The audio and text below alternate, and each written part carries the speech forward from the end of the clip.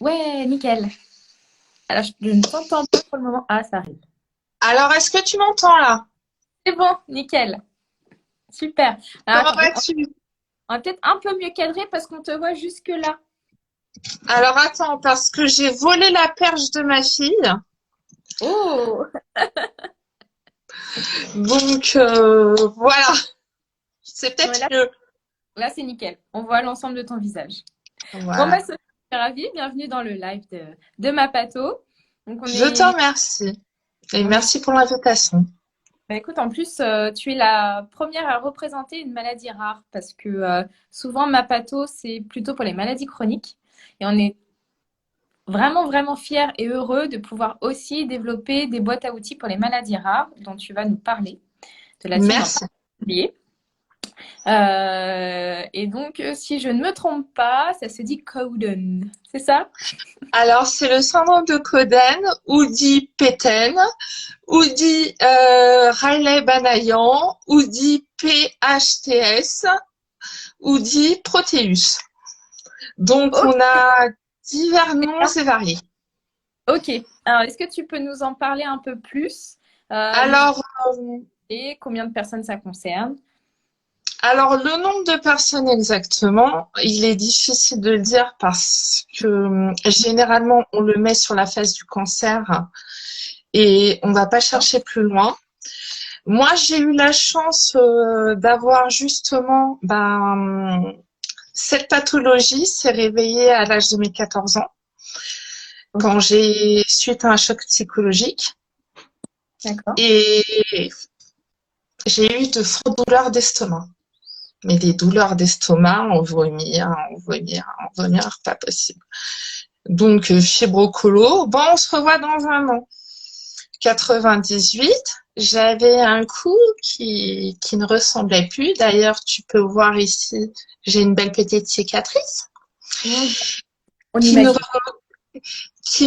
qui ne ressemblait à rien. Et de là, on a commencé à faire les recherches. D'accord.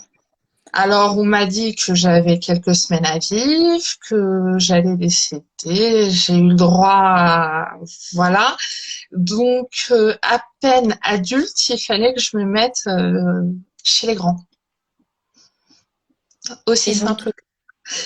Et donc, de là, j'ai passé mes 16 ans à la Pitié-Salpêtrière. d'accord. Mes bougies ont été 16 tubes de sang. Oh, Donc, comme tu vois, c'est quand même assez particulier comme anniversaire. Et après, on m'a dit, bon, tu as une maladie rare, mais on va te laisser tranquille. On va te laisser vivre. Et puis on me disait après, oui, tu peux peut-être développer le BRCA, tu peux peut-être développer le syndrome de Gardner et tout. Bon, je suis tombée en dépression. Comme toute jeune fille, ouais, je suis tombée en dépression. Dépression, j'ai décidé en 2004 de tout plaquer et j'ai demandé un programme Erasmus. d'accord. Ok. Voilà. Et ça n'a pas effectivement les médecins qui ont dit mais ça va pas avec. Ah, mais je les ai tous renvoyés chez eux. Andy. Il fallait que je prenne l'air, fallait que je coupe. Il D'accord. fallait que je coupe parce que j'étais vraiment mal. J'avais besoin de me ressourcer et de comprendre ce qui se passait. Donc, je suis revenue fin 2005. D'accord. Donc, tu es parti à quelle Je suis partie en Belgique et au Portugal, vu que je D'accord. suis Et donc, native du Portugal. Et bon, je suis partie en Belgique. J'ai subi une opération en Belgique, à d'accord. Namur, euh, qui s'est très bien passée. Et c'est là que j'ai vu quand même, on avait beaucoup de différences. Il y avait beaucoup de différences avec la France.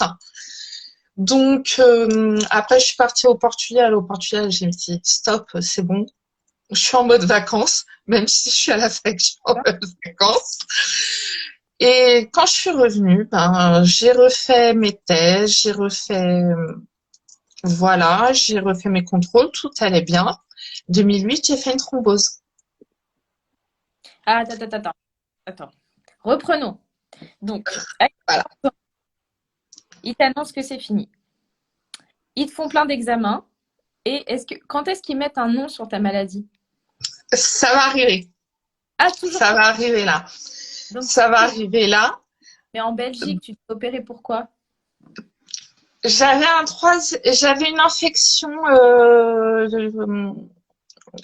une infection d'une petite tumeur. J'avais un troisième téton. C'est vraiment, j'avais un troisième sein ici. Donc, c'est un peu difficile j'avais un troisième sein. Et bon, j'étais, Ouais, pardon.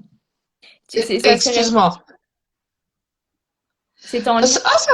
moi, ça s'est résorbé. Moi. C'est maintenant, moi, les anesthésies, voilà. Donc, j'ai fait ma thrombose en 2008 et de là, mon vasculaire me dit, je t'envoie à Necker, on va décider de ce qui se passe. Donc, à Necker, c'est là qu'on fait la prise de sang. Et un an après, on m'annonce que j'ai le syndrome de Coden, la mutation du gène PTEN, donc du gène 10. C'est pour ça que ça s'appelle PTEN. Voilà, donc de cela, comment dire, l'acceptation avait été faite, vu que le travail que j'avais fait sur moi, tout avait été fait. Et après, j'avais des menstruations assez particulières. D'accord. Ça, je pense que tu vas comprendre. J'avais 3 semaines de menstruation et une semaine tranquille. Donc, anémique, Donc, je faisais mon master 2 au droit de la santé et puis derrière, ça cogitait quand même. Va peut-être falloir que je pense à avoir des enfants. Hmm. Donc, par le pur des hasards, je suis tombée enceinte. Et de là, c'est enclenché que l'hôpital Necker m'a pris tout de suite en charge avec le professeur Dumès qui est à la retraite à ce jour de l'hôpital Necker. Et ils m'ont dit, pas de souci. Alors, tous les 15 jours, j'y étais en train de faire écho, blablabla. Et j'ai eu la chance de pouvoir bénéficier d'une biopsie trophoblaste. Je ne sais pas si tu sais ce que c'est. Alors, ça doit être un truc pas sympa pour aller voir si ton bébé il a le même syndrome. C'est comme une amniosynthèse, D'accord. mais on te pique dans le trophoblaste entre 12 et 13 semaines. Et moi, j'ai eu la chance d'en bénéficier. Et ça, c'est vraiment super important parce que moi, contrairement à beaucoup, ben, je sais que ma fille n'a pas le gène. D'accord. Ok. Donc, tu as pu en bénéficier pendant ta grossesse.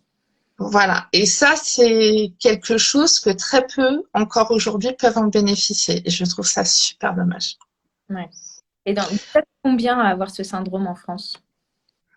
En France, tu peux compter, allez, je dirais, 1 sur 200 000, tu dois compter à peu près 400 personnes. 400 personnes. En gros. Voilà. En Et- gros, parce que tu comptes 1 sur 200 000. D'accord. Ok. Donc, quand on fait sur la population française, ça fait à peu près 400 personnes. D'accord. Et on met tout le temps autant de temps que toi? Tu as pu discuter avec d'autres patients? Alors, ben, moi, à l'époque, non, je ne discutais pas avec d'autres patients. Ça s'est fait en 2015, entre 2014 et 2015, quand on m'a dit à l'hôpital Necker, tu es trop grande, faut que tu passes chez les grands maintenant. Donc, on m'a envoyé vers un autre hôpital, qu'on m'a dit, bon, ben, il va falloir qu'on te fasse une mastectomie prophylactique et qu'on te fasse une hystérectomie avec la perte des trompes. Je dis, s'il faut le faire, j'étais complètement anémiée. J'avais plus de force en moi. J'étais complètement, voilà. Donc, je dis, bon, on le fait. Donc, on l'a fait. Ça s'est passé. Donc, je suis rentrée le matin au bloc. Je suis sortie le soir du bloc. Donc, Ouais. j'ai eu beaucoup d'heures de bloc Ah ouais. parce que j'ai tout fait en même temps. Ouais. Ouais. Oh là là, mais tu devais être dans un état en te réveillant de douleur. Ouais, j'avais envie d'éclater tout le monde. Oh, J'avais oh, envie d'éclater tout le monde. Alors, deux comme ça sur des. Oh là là. Donc, alors, sache une chose, c'est pas la perte de l'utérus qui m'a fait mal. Mais alors, les seins, pour moi, c'est un calvaire de douleur. Et c'était au cas où 2015. cancer, c'est ça? C'est-à-dire, j'avais tellement de boules dans les seins. On m'a dit, écoute, on ne sait pas si tu as un cancer, on ne sait pas ce que tu as dans les seins parce qu'on ne voit plus rien. Donc, il faut les enlever. Il faut faire une mastectomie prophylactique. Et on m'a demandé donc pourquoi, si je voulais la reconstruction. Donc, j'ai demandé une reconstruction immédiate sous expandeur. Donc, j'ai eu ma reconstruction immédiate. La fille, la poisse qu'elle a, eh ben, elle infecte. Ça aurait été trop simple. Donc, de mars à juillet, j'ai eu de l'augmentin, 3 grammes par jour. Aujourd'hui, je supporte. T'avais ta Et fille à l'époque. j'avais ma fille. Hmm. Ma fille, ouais, j'avais ma fille. Et heureusement, je vais te dire, heureusement qu'elle était là. Pourquoi? C'est, elle m'a donné la force. C'est ma force. C'est, même si, voilà, j'ai mes parents, j'ai mon petit groupe d'amis et mon mari qui m'ont jamais lâché, elle, c'est, voilà, c'est quelque chose à part. Ma fille. Ok. C'est ma fille. C'est, voilà. Bon, fallait que tu sois courageuse pour elle. Voilà. Et aujourd'hui encore, je suis là pour elle. C'est ma force de combattre, d'avancer, de faire évoluer l'association, de faire, voilà, malgré que j'ai mes petits anges qui sont là pour me soutenir pour que l'association évolue. Elle, euh, elle me donne une force particulière. Et donc, du coup, est-ce que tu veux qu'on parle un peu plus de l'association? Quand est-ce que tu as commencé à la développer? Combien vous êtes aujourd'hui? Qu'est-ce que vous faites? Donc, l'association, officieusement, on l'a depuis un peu plus de 4 ans. D'accord. Pourquoi officieux? Parce que sinon, on l'avait pas déclaré à la préfecture. C'est pour ça que je te dis officieusement. Officieusement, on l'avait depuis 4 ans. Et j'ai vu un de mes médecins. Et puis, j'ai développé d'autres pathologies entre-temps D'accord. qui ont fait, vas-y, là, faut y aller. Donc, on a fait l'association. On est 4 membres du bureau, on est une quinzaine au conseil d'administration. D'accord. Donc, tous PTN, tous Mais comment, avec et le comment vous gène. les a trouvés, tous ces gens sur 400 là? Vous êtes des perles rares, oui. C'est à peu près. Alors, moi, j'ai la chance d'avoir participé à la rédaction d'articles avec des médecins. D'accord. Vu que j'ai un certain recul, j'estime que moi, je ne suis pas médecin, donc il n'y a que le médecin qui peut répondre. Donc, on peut aider à trouver un médecin, à orienter vers un médecin, mais on n'a pas donné de diagnostic parce qu'on n'est pas médecin, on est simplement patient. Ouais. Et j'ai eu la chance, voilà, d'écrire différents articles, et donc les médecins ont tendance à les retourner vers moi. D'accord. Ok. C'est comme ça que Voilà. créer la communauté. Voilà, c'est comme ça qu'on a pu créer la communauté, mais la communauté, elle est très grande parce que on est en lien avec l'Amérique, avec la Penn Foundation, on est D'accord. en lien avec l'Italie, on est en lien aussi avec l'Angleterre, Ok. le Penn UK. Et ouais, j'aime dialoguer avec les différents médecins, justement. De tous ces pays parce que on peut constater qu'il y a une vision totalement différente Ouais. et une approche totalement différente. Est-ce que tu as des traitements en dehors de toutes les opérations? Est-ce qu'au quotidien, tu as des traitements? Enfin, c'est quoi? Alors, sur sur la maladie de Coden, à part la chirurgie, il n'y a pas de traitement. D'accord. Parce que, alors je vais pas dire nodule, je vais pas dire tumeur, parce que ça peut être un lipome, ça peut être une boule graisseuse ou quoi que ce soit. Tout ce qui est rond, on doit l'enlever. D'accord. Et donc, avec la maladie, tu développes plein de nodules ou tumeurs un peu partout, c'est ça? Ouais, ouais, ouais, ouais. Ouais, ouais. Là, par exemple, mi-juin, je vais, on va me refaire les seins, et vu que j'ai pas mal de reliquats, et on va m'enlever des lipomes un peu à droite et à gauche. Je vais tout faire en même temps.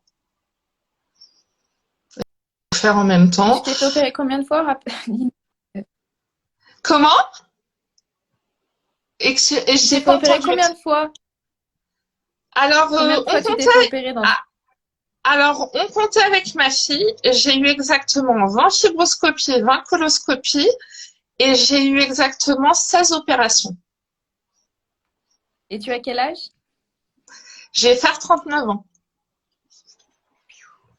Et ben, Voilà, je vais faire c'est 39 ans. j'ai jamais rencontré quelqu'un qui s'était fait autant opérer dans sa vie. C'est une warrior. C'est Je te incroyable. remercie. Je te remercie. Hein, Merci. cette joie de vivre, enfin, cette volonté, créer ton... Ouais. Je me battrai, je ferai connaître la maladie, parce que voilà, on a des variantes. On a des variantes. Moi, voilà, on m'a découvert le syndrome d'Ehlers-Danlos, Ouais.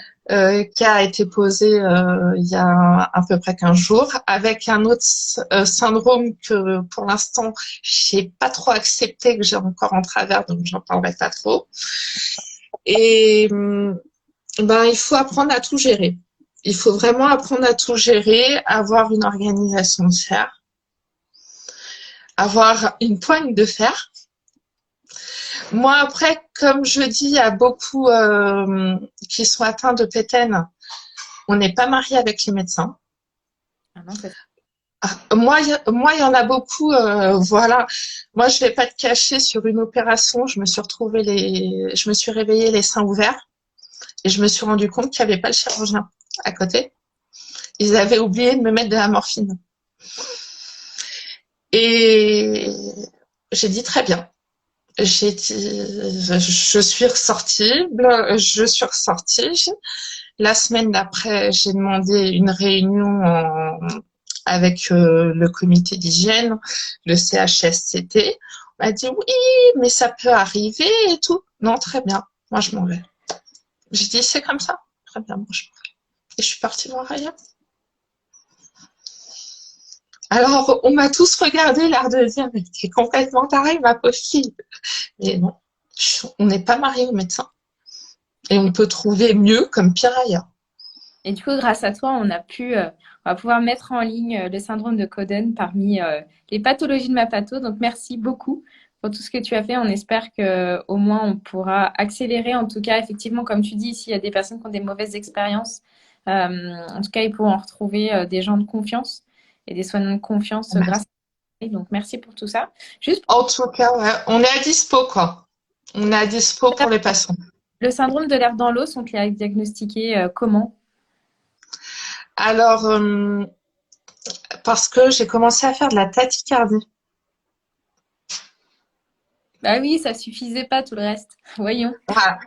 J'ai commencé à faire de la tachycardie et puis sur certains aliments, il y a des jours que je les mangeais, ça allait très bien et des fois, je me vidais complètement D'accord.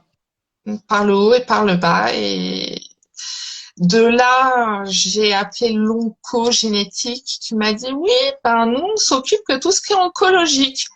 Bon, ben, très bien. Et vous avez pas où m'orienter vers quelqu'un?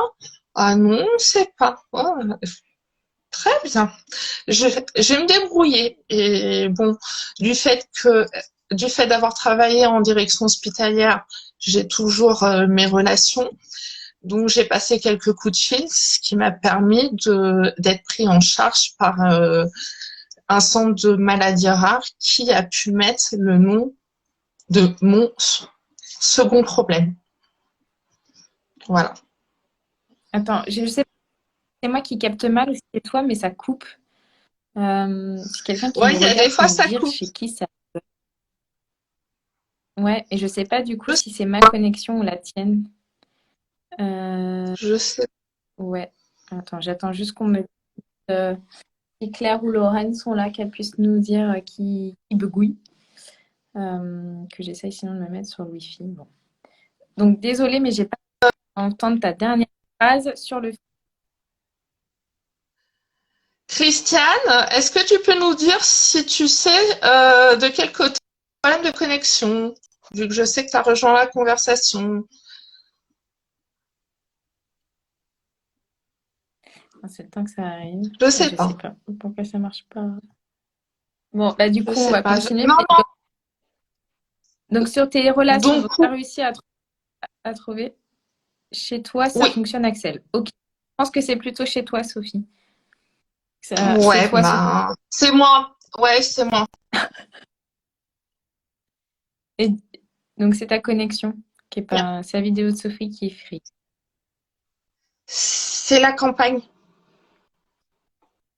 Ah. Oui, ben, c'est moi. On me confirme que c'est moi qui bug. Attends, je vais venir. Donc attends. Ah non, là, je t'ai perdu, Sophie. Est-ce est-ce que tu m'as perdu ou pas? Non, c'est bon, je t'entends très bien. C'est juste l'image qui est pas géniale. Voilà. Est-ce que tu me reçois mieux là? Oui, on va essayer là. Voilà. Donc je ne Donc on bouge continue. plus. Donc du coup, donc t'as pas trouvé avec la diététicienne et grâce à tes corrélations, tu as réussi à te faire J- diagnostiquer via Oui, un maladie rare. voilà, qui est à la Croix-Saint-Simon. Et puis j'ai trouvé une D'accord. généticienne qui s'occupe de toutes les maladies en général. Voilà, Ok. Et qui du coup a pu poser un diagnostic du syndrome de l'air dans l'os. voilà, tout à fait, tout à fait, Ok. tout à fait. Donc ça, en charge particulière. Je suis en train de découvrir la prise en charge. D'accord. Je suis en train de découvrir. Donc voilà, là pour moi, l'air d'un os, c'est une grande découverte. Bon. Est-ce que tu veux nous parler de l'assaut, des actions que vous avez menées depuis 4 ans? Alors, depuis 4 ans, ça a plutôt été un côté psychologique, D'accord. une aide psychologique, un soutien qu'on a apporté à qui en avait besoin, une orientation vers qui était de droit, parce que moi, comme je t'ai dit, on n'est pas médecin. Ouais. On peut donner notre avis, mais on n'est pas médecin. Donc, notre avis ne vaut pas de l'or. Et là, depuis qu'on a l'assaut, c'est surtout se faire connaître, reconnaître auprès des médecins et des sites médicaux D'accord. pour, moi, j'aimerais bien être reconnue dans quelques semaines d'utilité publique. Ah, Mon j'imagine. premier objectif, j'aimerais bien l'utilité publique. Bah oui. D'être reconnu, du coup, de faire partie des 80 associations reconnues d'utilité publique en France. Voilà, voilà, voilà. Et c'est vrai que j'en ai parlé à des personnes qui font partie d'agences de maladies rares et de fondations que j'ai dans mon répertoire et avec qui j'ai écrit des articles. Ils aimeraient bien. Bah oui. Ils aimeraient bien aussi. Donc ouais, c'est mon premier objectif. Et après, oui, pourquoi pas, voilà, faire de l'événementiel pour se faire connaître, ce genre de choses. D'accord. Et du coup, donc les 15 personnes que tu. C'est pas, tu nous parlais de 15 personnes dans l'association. Est-ce que c'est. Enfin, du coup, Alors non, conseil d'administration. d'accord. Et dans le nombre de malades que vous. défendez? Alors, moi, le nombre de malades aujourd'hui qu'on a au sein de l'association, sachant que sur la première année, j'estime que tout le monde fait partie de l'association, on est 59 en tout. Pardon, ça 9? Ouais, on est 59. 59? Ah oui, Ouais. ok. Et est-ce que tu as pu voir des différences dans les parcours de diagnostic? Qu'est-ce qui Oui. a, enfin, ouais, marché ou pas, le temps, l'âge, etc. Oui, oui, oui, parce que il y en a qui ont été, qui l'ont développé dès l'enfance. D'accord. Dédicace à mon amie Delphine, qui est ma secrétaire, que Lorraine a dû voir, que Lorraine a reçu des mails.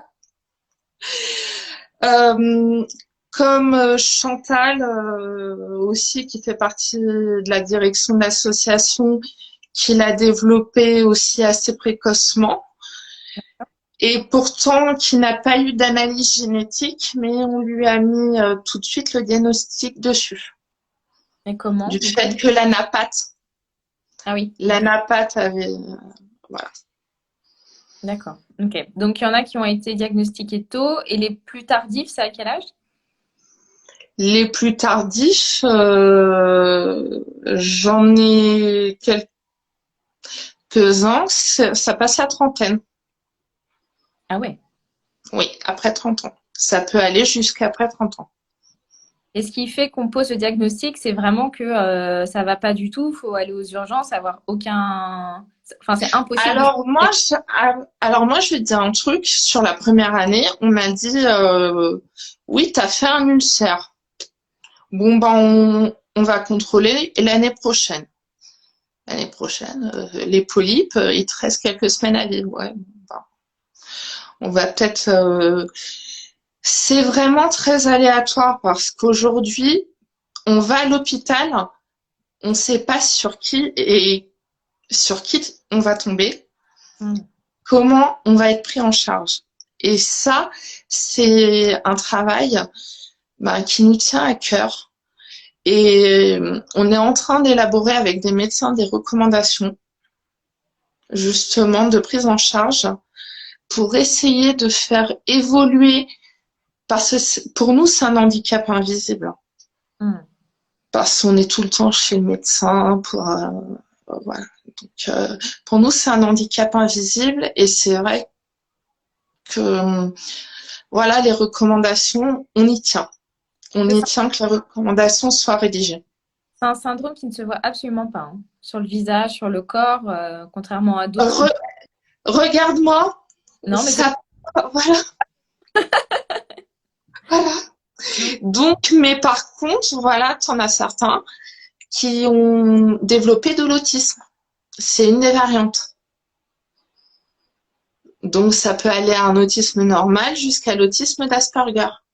Mais donc, du coup, il le diagnostique d'abord l'autisme et après, il voit qu'il y a il y a plein de choses qui se développent et des tumeurs qui se développent, ou le contraire. Alors, je vais te dire un truc, j'ai les deux cas. D'accord. Ok. Et c'est quoi le lien avec l'autisme? Parce que... Alors, il faut savoir que PTEN, c'est une déficience de protéines. D'accord. Donc, et l'autisme fait partie des déficiences de protéines. Ok. D'accord. Donc, voilà. Et donc, PTEN, ça se diagnostique uniquement à l'analyse de l'ADN. Alors, question bête, enfin, quand on regarde, quand on fait comme ça des études d'ADN, on ne fait pas toute la séquence ADN de tous les gènes. Non, c'est le généticien généralement a des suspicions. D'accord. Donc, sur son ordonnance, il met je pense à ça, ça, ça et ça. Ok. Et ils vont faire la recherche sur ces gènes-là. D'accord. Donc, on va pas chercher à côté. Peut-être qu'il y a d'autres choses. Voilà, on va pas chercher à côté. Ok. Et quand tu disais qu'il y avait la prise en charge à l'étranger était différente, c'est quoi? En quoi c'est différent? En quoi c'est différent? Par exemple, comme je te disais, au Portugal, euh, on- c'est pour une consultation, tu as 16 médecins autour de la table. D'accord. Voilà. Parce qu'elle se mettait autour de la table. Alors, la première fois que tu arrives, tu te dis, mais qu'est-ce qui se passe? Qu'est-ce qui se passe? Qu'en Belgique, moi, je sais, alors c'était plutôt le côté technologique.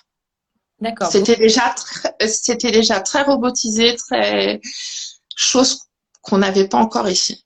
d'accord. Et sur la prise en charge humaine, souvent, je ne sais pas si tu as des exemples au Canada, mais souvent, Ouais, les... c'est très différent. C'est moi, je sais, vu que on a quelqu'un, Amélie, qui est notre référente au Canada, c'est complètement l'opposé. Ouais. Donc, il y a vraiment Ah, de leur façon de faire. ouais, ouais, c'est tout à fait ça. Mais bon, moi après, c'est ce que je dis là, hein. Il faut pas avoir peur. Il faut pas avoir peur de l'affronter et il faut aller de l'avant. Oui, comme tu le fais très bien, voilà. Tu as un exemple de courage et de force incroyable, quoi. Ah ben, ce matin, je suis partie, comme j'ai dit, chercher mon armure d'Iron Man parce que justement pour lever l'air de l'os, donc mes semelles, mes orthèses pour les genoux, pour les mains, il manque plus que pour le cou. Bon. Mais voilà. Et est-ce que tu travailles? Ah, ça c'est très compliqué. Alors, je suis en formation puisque je n'ai plus le droit de travailler en milieu hospitalier. Pour- Pourquoi? Tu n'as pas le droit d'être malade dans le milieu hospitalier. Mais non, En direction hospitalière, c'est pas possible c'est d'être vrai. malade. Ouais. Mais comment... C'est moi, je sais que sur les postes que j'ai eus, quand ils ont découvert que j'étais malade, ça posait gros problème. C'est là que j'étais obligée de partir. Mais ils te l'ont dit clairement? Enfin, c'est une loi ou c'est juste que tu sens que tu peux pas être... Euh, On me l'a, on te le dit pas clairement. On te le, on te l'insinue tellement fort que tu comprends que. Et je suis pas la seule travaillant qui a qui était dans ce milieu-là et c'est très compliqué. Mais on te dit quoi? Que tu peux pas être du côté des Une, soignants et des malades? c'est que une personne malade ne peut pas avoir ce poste parce qu'on n'a pas d'heure. Quand on est en direction hospitalière, t'as pas d'heure. D'accord, Tu peux commencer très tôt, finir très tard, t'as pas d'heure. Prendre une demi-journée pour aller faire un examen, c'est pas possible. d'accord. Et donc, il n'y avait pas d'aménagement de poste possible, de mi-temps. C'est pas possible. Donc, je suis en reconversion professionnelle, mais même ma reconversion professionnelle fait que je ne pourrais que travailler de chez moi. D'accord, ok. Et tu as Donc, c'est pour ça que je compte vraiment, vraiment, mais vraiment m'investir à fond sur l'association, quoi. ouais. Parce que du coup, là, la reconversion professionnelle, t'as pas de reconnaissance invalidité ou handicap. Si, si, je suis en invalidité et je suis MDPH, je suis RQTH. Et ça, putain, c'est incroyable. C'est la première fois que j'entends ça, hein, que du coup, on te refuse des postes de direction parce que c'est trop, trop d'implication et de travail et d'heures. Ah, mais c'est ça. Mais le problème, c'est que c'est ça. Et, euh, bah, toi qui étais RH, je sais que ça peut te paraître complètement, mais c'est ça. En plus, moi qu'est-ce que je suis partie m'orienter vers la santé aussi, quoi. Ah, Aujourd'hui, c'est ce que je me dis, quoi. Mais qu'est-ce que je suis partie m'orienter vers la santé? je me dis la même chose. Voilà. On passe pas assez de temps à l'hôpital. Faut en plus que notre activité professionnelle soit liée à la santé. Mais bon, écoute, hein, c'est comme Ça, ça. C'est qu'il y a c'est ça, c'est quand même, hein. Sinon, tu serais pas orienté parce que tu l'as su très jeune. Donc, si tu as choisi cette voie, c'est que vraiment tu voulais faire bouger les choses. c'est ça. Et mon optique, ouais, c'est faire bouger les choses. Bon, et donc, du coup, là, tu as déposé le dossier d'agrément utilité publique, c'est ça? Oui, Et donc, on attend la réponse. j'attends la réponse. J'attends la réponse. Et j'attends la réponse de peut-être d'autres partenariats qui pourraient faire bouger les choses. D'accord. Voilà. Bon. Et pour des financements, du coup, il y a pas mal de Alors fondations. pour les financements, je me laisse quand même un an. Tu vois, qu'on se fasse connaître, qu'on se fasse, voilà. Et après, on développera pour aller vers le haut, sur les subventions, les financements, ce genre de choses. Pour aller vers quoi, pardon? Pour aller vers le haut. Ah oui, ok. En plus, alors ça va être horrible ce que je vais dire, hein, mais étant donné que vous n'avez pas forcément de traitement associé, vous n'êtes pas forcément, voilà, vous n'êtes pas forcément Je intéressé sais. pour l'industrie pharmaceutique, je pense. Donc ils viennent pas vous Non. courir faire plein de choses avec vous, j'imagine. Non, bah, il y a eu une expérience avec un médicament qui est le sirolimus. D'accord. Voilà, ça marchait sur certaines personnes, sur d'autres non. Il y a eu des effets très négatifs sur d'autres. Donc, et ça n'a pas continué en France. D'accord. Il doit avoir, allez, un médecin qui doit encore le faire en France. Mais Hmm, c'est une étude qui a dû être arrêtée. d'accord. Mais j'ai l'impression, enfin, en tout cas, que d'avoir une association dans une maladie rare, ça te demande tellement de temps pour se faire connaître, se faire une place. Euh, c'est incroyable. Et en plus, c'est d'autant plus difficile que les malades qui ont des maladies rares, c'est souvent des maladies très, très, très invalidantes et impactantes, avec beaucoup de temps à l'hôpital. Donc, de trouver la force de monter un collectif, se battre, déposer des dossiers, aller chercher des financements, travailler sur des articles avec des médecins, c'est un sacré combat du combattant. Ah bah moi je te cache pas, il y a des jours il n'y a pas de téléphone, il n'y a pas d'ordinateur, je dors. Et c'est même pas je dors, c'est que j'ai tellement mal partout, j'ai mon corps qui me fait mal que je suis obligée de dire vas-y, je me prends 24 heures, 24, 48 heures, on stoppe. Et ça, pour les douleurs physiques, tu as des médicaments, des antidouleurs? Ouais, ouais. Parce qu'au début on pensait que c'était la fibromyalgie. Ouais. Au tout début on pensait que c'était la fibromyalgie. J'ai été suivie sur l'hôpital Cochin Ouais. par le docteur Delins, qui est le grand spécialiste de la fibromyalgie, mais il a décidé de migrer sur Rouen, donc Mhm. il ne vient plus sur Paris. Alors, pour trouver un autre médecin, heureusement que j'ai un médecin traitant qui est super, voilà, et c'est lui qui prend le relais. D'accord. Et c'est vrai que c'est moi qui gère entre deux. Comment te dire, je prends pas le traitement comme on me dit. C'est voilà, si un jour j'ai moins de douleur, je vais diminuer. Ouais. C'est vrai que c'est moi qui m'autogère. Hmm. Ouais. Comme beaucoup, je pense. Donc voilà. Tu connais mieux Donc, ton corps que les personnes qui te prescrivent des traitements. c'est ça. Donc, bon. Et tu vas vivre avec toi-même pendant des années, donc tu as envie de faire attention. Et que C'est dans ça. les personnes qui t'auront prescrit plein de médicaments avec plein d'effets pas sympas, eh ben, ils seront plus là. Donc, pour voir les effets. Donc, toi, oui. Donc, je comprends tout à fait ta démarche. C'est ça. Et c'est vrai que je vois parce que ma fille, bon, bah, elle est née avec l'asthme du nourrisson. D'accord. Alors, j'ai fait énormément d'allées et venues chez les docteurs. Jusqu'au moment où les 6 ans sont arrivés, ça a disparu comme par miracle. D'accord. Donc, tu te dis, ouais, super. Tu te dis, j'ai eu 6 ans de galère et du jour au lendemain, Ça ça disparaît. disparaît. Ça vaut mieux, je pense, hein. C'est ça. C'est tout à fait ça. C'est tout à fait ça. Mais bon, non, franchement, perso, moi, je le vis bien parce que je l'ai accepté. Et c'est ce que je dis à tout le monde, c'est, il faut l'accepter. Et d'ailleurs, dans l'article, le dernier article qui a été publié en juin 2020, j'ai réussi que les médecins mettent la phase psychologique en avant, Hmm.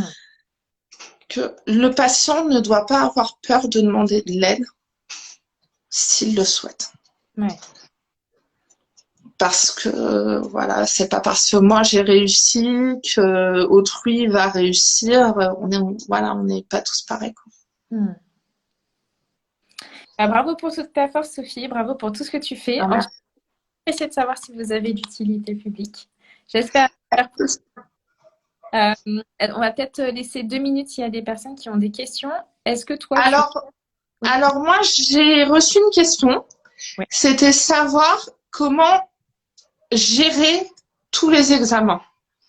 Alors, il faut avoir un très bon téléphone, il faut avoir un agenda et une très bonne playlist, et ça ira tout seul. Pourquoi playlist? Ah, moi, j'adore la musique. D'accord. Voilà, je suis pas, moi, je mets la musique. Alors, sache que moi, je vais toute seule sur Paris à mes rendez-vous. J'ai pas de taxi ou quoi que ce soit. C'est, je prends ma voiture, je mets la musique et j'y vais. Et tu fais combien d'examens par an en moyenne? Là, tu vois, j'ai ma fille juste derrière moi qui est en train de me dire. Euh, on compte entre 6 et 7 IRM et 5 ou 6 échos. Énorme. Plus les rendez-vous spécialistes, parce que tout ça, c'est que des examens. Oui. Ouais. Plus du coup, tu as des Et, rendez-vous. généralement, c'est moi qui décide. Donc, c'est quoi? 12 examens et après, peut-être 4. Voilà, c'est. Non, c'est. Quand je. Alors, voilà, moi, c'est quand mon corps a un problème, il me le fait savoir. Ouais. Et tu as appris à écouter ton corps. Voilà. C'est une chose très, très importante. Et dès que je vois que, ben, voilà, il y a quelque chose de travers, bon, ben, faut qu'on fasse un examen, faut qu'on fasse une écho, voir ce qui se passe. Hmm. Ah oui. Et, et des fois, simplement, ben, alors, c'est ça aussi qui a aidé pour remettre le diagnostic sur Ehlers-Danlos. Euh, simplement une luxation des articulations, ce genre de choses. Ouais.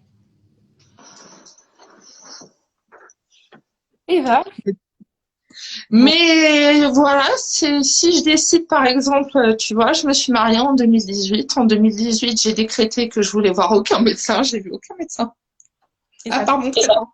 et ça n'a pas eu trop de conséquences? Oh, j'avais mon traitant qui prenait le relais. D'accord.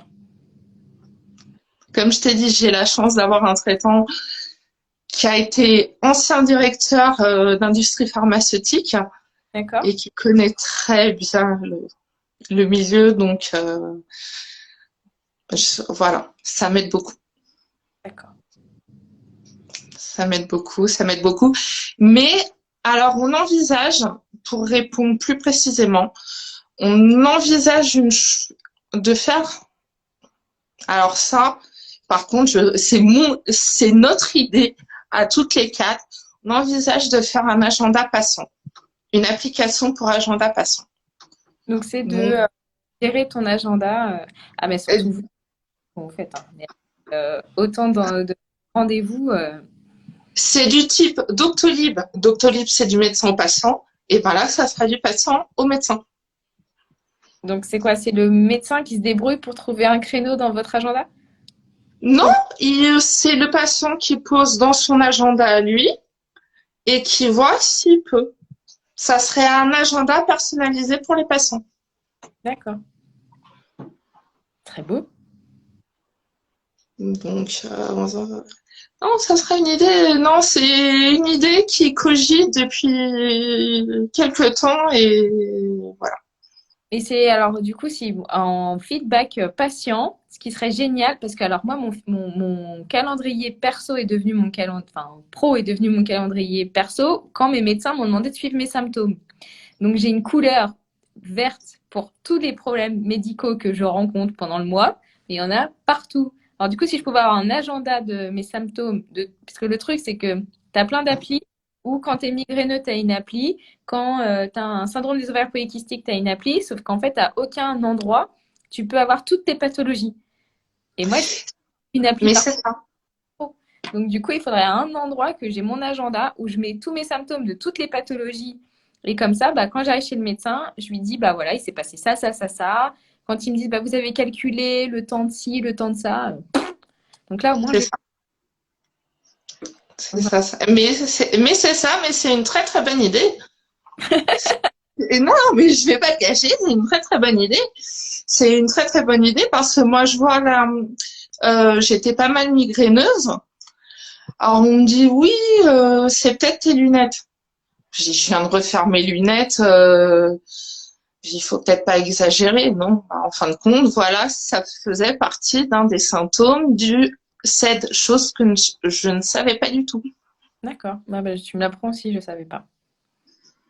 Donc, non, non, tu vois, ça, au moment de la rédaction du cahier des charges, il faut voir.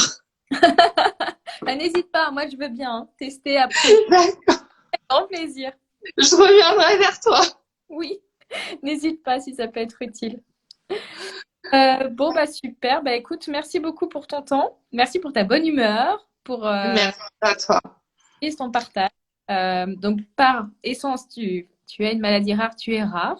Donc, on est ravis de t'avoir eu ce soir et que tu aies pu expliquer du coup une maladie qui concerne 400 personnes en France. Donc, voilà, c'est Ouais, c'est à peu près, c'est comme je t'ai dit, c'est un sur 200 000. Donc, selon au prorata de la population française, ça fait environ 400. Hmm. Bon, bah génial. On est ravis de faire un partenariat avec vous. De, Nous aussi, on est super contents. à côté de nous, on est ravis de lancer cet annuaire boîte à outils du syndrome de Coden si ça peut aider. Et puis peut-être que quand on sera à l'étranger, on pourra aussi compter sur vos partenaires à l'étranger pour que si demain quelqu'un qui a un syndrome de Coden doit déménager ou voyager, bah, il puisse trouver l'ensemble des soignants tout de suite, quoi. Ben, c'est surtout, faudra, moi, je te le complète sur le Portugal parce que j'ai mon équipe justement au Portugal. Donc ça, par contre, faudra que je te le complète. Ouais, ça marche. Voilà, merci Sophie, merci à tous. Je t'ai ravie encore de ce Merci. à très vite, du coup. Et tu nous tiens au courant pour l'utilité publique, hein. Il n'y a pas de souci. Attends, par contre, je vais te présenter Chloé. Viens dire bonjour. Voilà. Bonjour Chloé! Elle est trop forte. Voilà. Allez, vous vous ressemblez, hein. Il n'y a pas de doute sur la, la Ah, maternité. tu trouves qu'on se ressemble? Oui, oui. Parce que le plus souvent, on dit que je ressemble à mamie. Ah bah écoute, moi je trouve que tu ressembles à ta mère. Bon, bah, Bonne soirée. bonne soirée. Merci. À très bientôt. Au revoir. À bientôt. Au revoir.